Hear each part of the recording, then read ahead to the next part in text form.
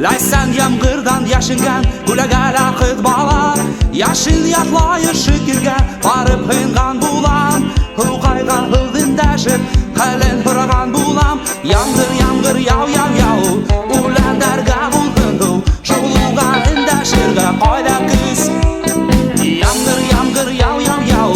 ulandarga bulg'indu Shug'luga indashirga qoida qiz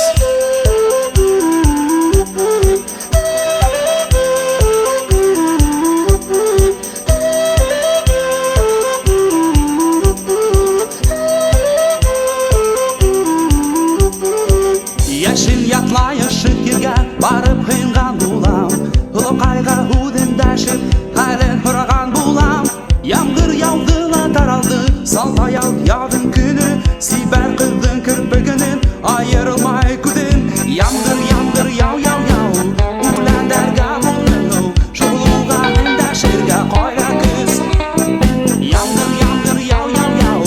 ulandarga bulg'indu Shug'luga indashirga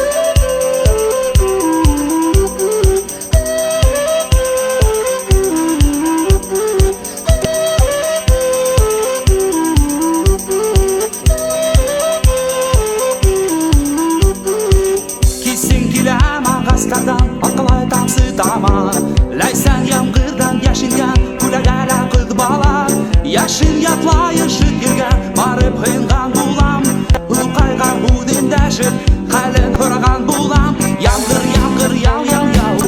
ulandarga bulg'indu Shug'luga indashirga qoida qiz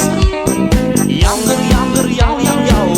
ulandarga bulg'indu Shug'luga indashirga qoida qiz